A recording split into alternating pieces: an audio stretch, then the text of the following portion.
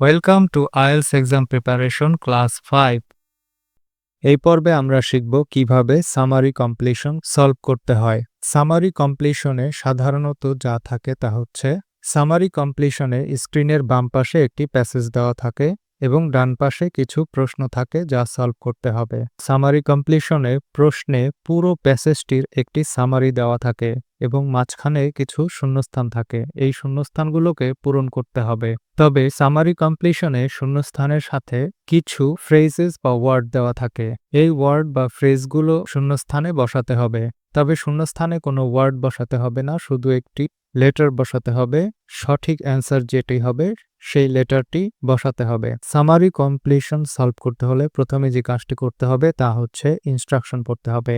যেমন এখানে ইনস্ট্রাকশনে আছে কোয়েশ্চেন্স 33 টু 37, অর্থাৎ 33 থেকে 37 পর্যন্ত প্রশ্নের উত্তর দিতে হবে।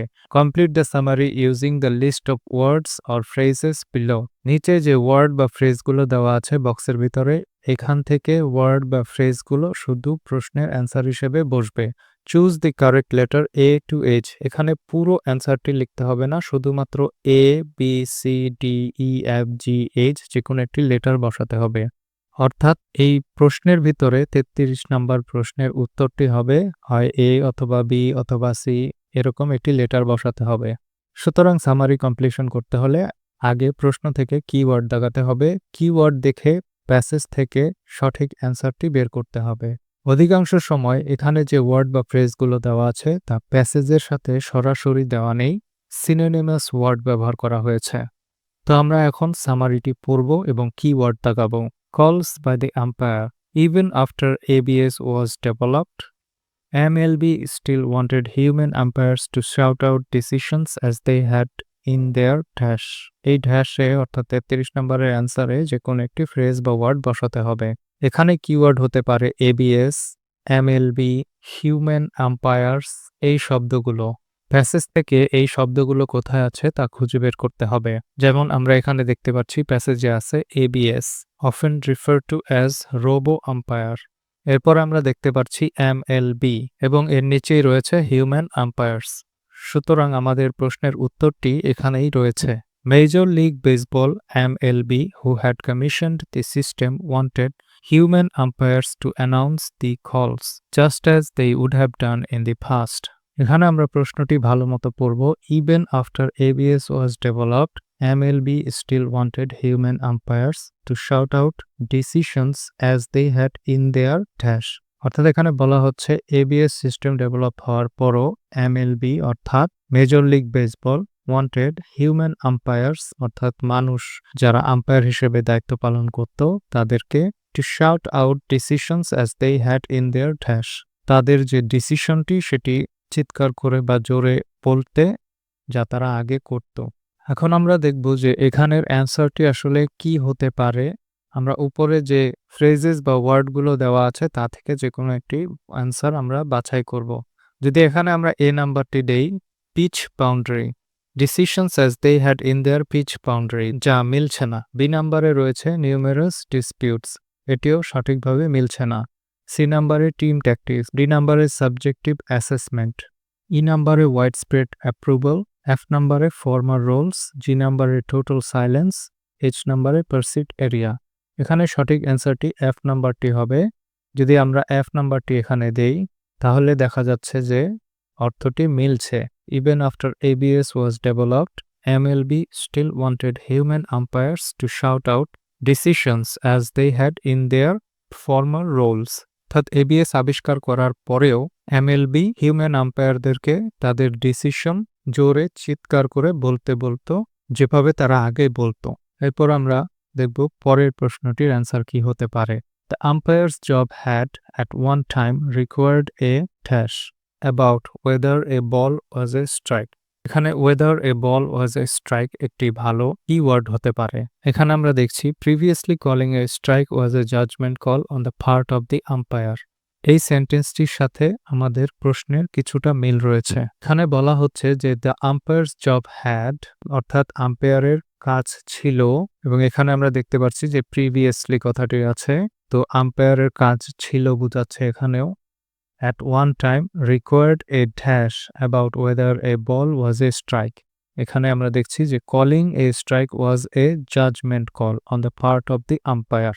অর্থাৎ পূর্বে আম্পায়াররা যখন তাদের ডিসিশন দিত সেটা ছিল তাদের একটি জাজমেন্ট কল, অর্থাৎ এখানের অ্যান্সারটি জাজমেন্ট কল হবে। এখন আমরা দেখব বক্সের ভিতরে জাজমেন্ট কল আছে কিনা।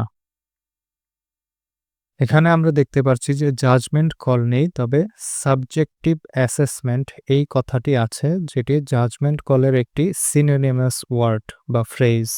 সুতরাং আমরা এখানে অ্যান্সারে ডি বসাবো। এর পরের লাইনে যা বলা হয়েছে, a ball is considered a strike when the batter does not hit it and crosses through a dash extending approximately from the batter's knee to his chest. এখানে a ball is considered a strike এই কথাটি রয়েছে, এটি আমাদের keyword হতে পারে যে কখন একটি বল এ স্ট্রাইক হিসেবে কনসিডার করা হতো। এখানে আমরা দেখছি যে প্যাসেজে কনসিডার্ড এ স্ট্রাইক এই কথাটি আছে। এখন আমরা এই পুরো সেন্টেন্সটি পড়ব এবং আমাদের অ্যান্সারটি পেয়ে যাব। Even if the batter does not hit the ball, a pitch that passes through the strike zone, an imaginary zone about 17 inches wide, stretching from the batter's knee to the middle of his chest, is considered a strike. এখন আমরা প্রশ্নে দেখব যে a ball is considered a strike when the batter does not hit it and crosses through a dash, extending approximately from the batter's knee to his chest. এখানে দেখছি যে passes through the strike zone, এটি হচ্ছে আমাদের answer. তাহলে একটি বল কখন strike হিসেবে কনসিডার করা হতো, যখন বলটি crosses through a dash strike zone। এখন আমরা দেখব 35 নম্বর অ্যান্সারের জন্য কোন ওয়ার্ড বা ফ্রেজটি বসানো যায়। আমাদের অ্যান্সার হচ্ছে স্ট্রাইক জোন, কিন্তু আমরা এখানে কোনো স্ট্রাইক জোন পাচ্ছি না, কিন্তু পারসিভড এরিয়া বলতে যে ফ্রেজটি আছে সেটি স্ট্রাইক জোনের একটি সিনোনিমাস ফ্রেজ। তাহলে আমাদের 35 নম্বর প্রশ্নের উত্তরটি হবে এইচ, পারসিভড এরিয়া। এর পরের প্রশ্নটিতে রয়েছে, in the past dash over strike calls were not uncommon, but today everyone accepts the complete ban on pushing or shoving the umpire. এখানে কিওয়ার্ড হিসেবে আমরা complete ban on pushing or shoving the umpire এটা ব্যবহার করতে পারি। আমরা খুঁজে বের করব প্যাসেজের কোথায় এ ধরনের কথা বলা আছে। আমরা দেখতে পাচ্ছি যে এখানে বলা আছে, you may scream or disagreement in an umpire's face, but you must never shout personal abuse at them or touch them. আমাদের অ্যান্সারটি এখানে রয়েছে। আমাদের প্রশ্নটি ছিল ইন দি পাস্ট অর্থাৎ পূর্বে dash over strike calls were not uncommon. সুতরাং প্রশ্নে রয়েছে ইন দি পাস্ট অর্থাৎ অতীতে dash over strike calls were not uncommon. এখানে কাউন্টলেস আর্গুমেন্টস হতে পারে আমাদের অ্যান্সার, কারণ আমরা দেখতে পাচ্ছি যে পূর্বে স্ট্রাইক জোন নিয়ে কাউন্টলেস আর্গুমেন্টস হতো আম্পায়ার এবং টিম ম্যানেজারদের ভেতরে। তো কাউন্টলেস আর্গুমেন্টসের সিনোনিমাস ওয়ার্ড বা ফ্রেজ কি দেওয়া আছে তা আমরা দেখব, অর্থাৎ নিউমেরাস ডিসপিউটস, এটি হচ্ছে আমাদের অ্যান্সার, কারণ এটি কাউন্টলেস আর্গুমেন্টসের একটি সিনোনিমাস ফ্রেজ। এর পরের প্রশ্নটিতে চলে যাব। One difference however is that during the first game diseases used ABS strike calls were met with dash. First game হচ্ছে এই সেন্টেন্সটির একটি কিওয়ার্ড। এখানে আমরা দেখতে পাচ্ছি ফার্স্ট গেম, ডিজিজেস, এই কিওয়ার্ডগুলো রয়েছে। সুতরাং এই লাইনে আমাদের অ্যান্সারটি রয়েছে।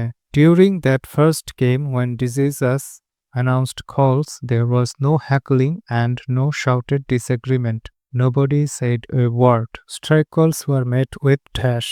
এখানে দেখতে পাচ্ছি যে প্যাসেজে বলা আছে যে প্রথম গেমটি যখন ডিজিজেস তার কলটি করেছিল তখন সেখানে কোনো হ্যাকলিং বা কোনো ডিসএগ্রিমেন্ট করা হয়নি। Nobody said a word.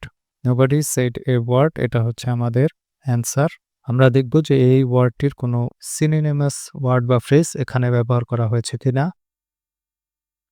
আমরা দেখতে পাচ্ছি যে জি নাম্বারটি অর্থাৎ টোটাল সাইলেন্স, এটি হচ্ছে একটি সিনোনিমাস ফ্রেজ।